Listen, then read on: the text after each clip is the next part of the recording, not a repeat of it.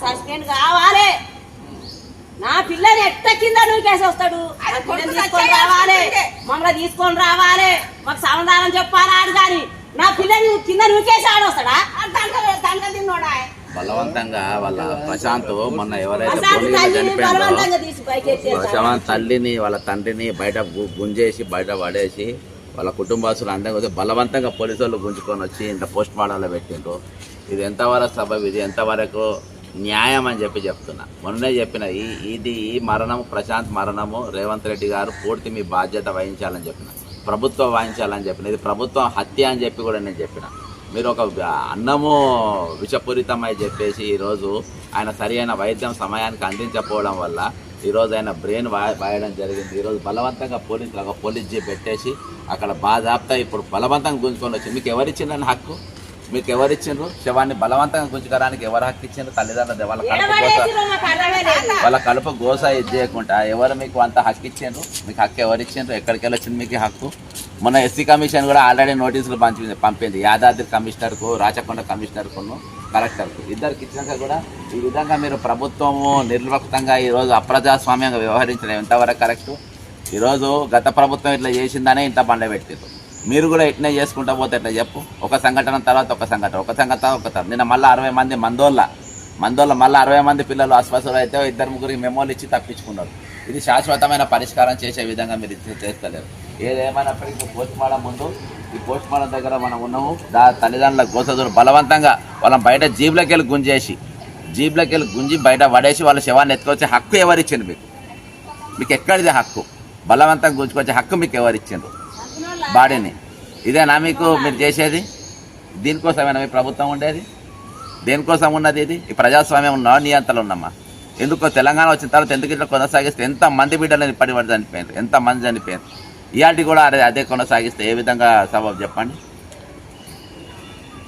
అందరూ మాట్లాడకుంటే ఎట్లా? కలెక్టర్ గారు రావాలి, అందరూ రావాలి, ఆ కుటుంబానికి నష్టపరిహారం చేయాలి, వాళ్ళకి ఎక్కడ నష్టపోయిన ఏం చేయాలి. మీరు ప్రశాంత్ అయితే మీరు తీసుకెళ్ళాలి, వాస్తవం అది మీ వల్ల కాదు.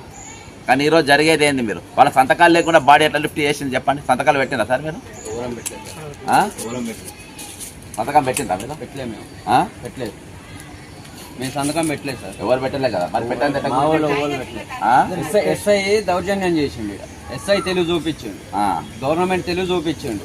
మా అందరిని పక్కకు నూకేసి మా భార్యను మా అక్కను అంబులెన్స్ ఉంటే వాళ్ళని చేయబట్టి బయటకు గుంజేసి అంబులెన్స్ డోర్ వేసుకొని తీసుకొచ్చి లేచిపోయిండు. ఇది పోస్ట్ మార్టంకు మేము భువనగిరి తీసుకుపోదాం అనుకున్నాం. భువనగిరి తీసుకుపోయి పోస్ట్ మార్టం అక్కడ చేద్దాం అనుకుంటారు. మీరు అందరిని నూకేసి మీరందరినీ గుంజేసి మీరు ఈ విధంగా బాడీని తీసుకొచ్చి పేదోళ్ళు అని అంటే పేదోళ్ళ బతికే హక్కు లేదా? పేదోళ్ళు పల్లెల్లో చదువుకోవద్దా? పేదోళ్ళు స్కూళ్ళలో పోవద్దా? పేదోళ్ళ వైద్యం అందద్దా? ఇక్కడ ఏం చేస్తుంది? ఈ విధంగా ఎక్కడ చేస్తున్నారు? మీరు ఏం చేస్తుంది ఇక్కడ? వాళ్ళు చాలా దౌర్జన్యం చేశారు సార్. మనం ఎస్సీలోనే నమ్మకం లేకుండా మేము 144 సెక్షన్ పెడతాం, 30 మంది పోలీసులు వచ్చి మిమ్మల్ని దౌర్జన్యం చేసి బేరీ చెప్పారు సార్ ఎస్ఐ. వీళ్ళు గుండాలా రౌడీలా?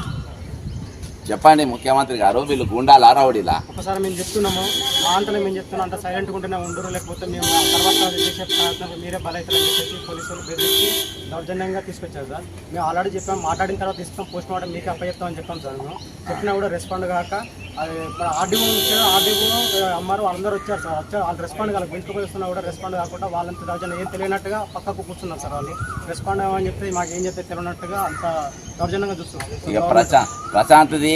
ప్రశాంత్ది ప్రభుత్వ హత్య కాకుంటే ఏంటి చెప్పండి? ఇక ప్రభుత్వ హత్య కాకుంటే ఏమన్నా మొన్న నెగ్లిజెన్స్ వల్ల ఇది ఇదాకా వచ్చింది సార్. వాళ్ళే కరెక్ట్గా ఉండింటే కరెక్ట్ అయిన ఫుడ్ ఇచ్చింటే ఇదాకా వచ్చేది కాదు కదా సార్. వాళ్ళు చేసిన ద్రోహం ఇవన్నీ నమ్మకం, దాని వల్లనే అశ్రద్ధ వల్లనే ప్రశాంత్ అనేది మరణానికి కారకులు పూర్తి బాధ్యత గవర్నమెంట్ వహించాల్సి వచ్చింది సార్. వాళ్ళు చేసిన పాపానికి వాళ్ళ మూల్యం చెల్లించాల్సిన బాధ్యత కూడా వాళ్ళకు ఉంటుంది సార్. ఇదైతే మీరు తీవ్రంగా పట్టించవలసిందిగా ప్రజా సంఘాలను మరియు కుల సంఘాలను మేము అప్పీల్ చేస్తున్నాం సార్. దీని గురించి స్పందించవలసింది. అందరు మాట్లాడాలి. ఇవాళ వాళ్ళకి ఇక్కడికి ఒక బీఆర్ఎస్ నాయకుడు రాలే, ఆపోజిట్ వాళ్ళు రాలే, బీజేపీ వాళ్ళు రాలే, కాంగ్రెస్ పార్టీ వాళ్ళు రాలే, ఏ పార్టీ వాళ్ళు రాలే, ఇప్పటిదాకా ఎవరు స్పందించలే. ఇంతగానము అన్నిట్లలో మీకు వస్తున్నా కానీ వార్తాపత్రికలు ఇంత పెద్దగా రాస్తలేరు. మొదటి పేజీలో రావాల్సిన పరిస్థితి ఈరోజు అయినా కానీ అప్రజాస్వామ్యంగా వ్యవహరిస్తూ ఉంటారు. మేము ఒకటే చెప్తున్నాం ప్రభుత్వానికి, వీళ్ళ కుటుంబానికి నష్టపరిహారం ఇవ్వాలి. ఇందులో మీరు ఎక్కడెక్కడ లొసుకుంటే అవన్నీ ఇప్పుడు పోలీసులు గుంజుకపోయారు. హోంమంత్రి ఎవరు? మీ దగ్గరనే పెట్టుకున్నారు. సోషల్ వెల్ఫేర్ హాస్టల్ ఎవరి దగ్గర ఉన్నాయి? మీ దగ్గరనే ఉన్నాయి. ఎడ్యుకేషన్ ఎవరి దగ్గర ఉంది? మీ దగ్గరనే ఉంది. ఇంత ఘోరంగా మీరు వ్యవహరిస్తూ ఉంటే ఎట్లా చెప్పండి? మీరు 100 రోజులు కాలే, 100 రోజులలో దాదాపు ఇప్పటికీ మూడో క్యాండిడేట్ను మీరు కడుపులో పెట్టుకోవడం అర్థమైందా? ఇది ప్రభుత్వ హత్యగా మీరు పరిగణించాలి. కుటుంబానికి ఏదైతే నష్టపరిహారం జరిగించాలి. అధికారులు ఎవరెవరైతే ఇందులో ఇన్వాల్వ్ అయి ఉన్నారో వాళ్ళందరూ కూడా వెంటనే సస్పెండ్ చేయాలి.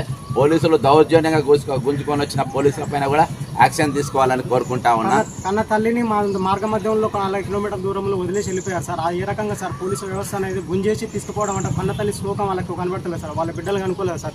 కలెక్టర్ కూడా దీని వల్ల స్పందించడం లేదు సార్. మన ఎస్సీ కమిషన్ మేడం గారు ఏం చేస్తున్నారు సార్? స్కూల్ విద్యాశాఖ మంత్రి ఇప్పుడు అనవసరంగా ఆమె కూడా ఒక తల్లి కదా సార్. రెస్పాండ్ కాకుండా కన్న తల్లిని నడి మధ్యలో తీసేసి రోడ్డు మీద తోసేసిపోవడం ఎంతవరకు సంబంధించి దీని గురించి స్పందించవలసిందిగా మేము కోరుతున్నాం సార్. దీని గురించి కఠిన చర్యలు తీసుకోవాల్సిందిగా కోరుతున్నాం సార్. ఖచ్చితంగా ఇక పోస్ట్ మార్టం ముందు పోస్ట్ మార్టం అయినా కూడా బలవంతంగా తీసుకుపోతారేమో అనుమానం వచ్చి వాళ్ళకి కావాలి. 144 సెక్షన్ ఏమని తీవ్రవాద అయినా ఏంది రేవంత్ రెడ్డి గారు? ఈయన తీవ్రవాద నక్సలైట ఏంది? బలవంతంగా గుంజుకపోవడం ఏంది? డెడ్ బాడీ తల్లిని గుంజేసి తల్లకెళ్ళి బండ్లకెళ్ళి నూకి బయట పడేసి గుంజుకపోనికి ఎవరిచ్చిన హక్కు? మీ ఇష్టం వచ్చిన పెద్ద నడవనే వస్తుంది.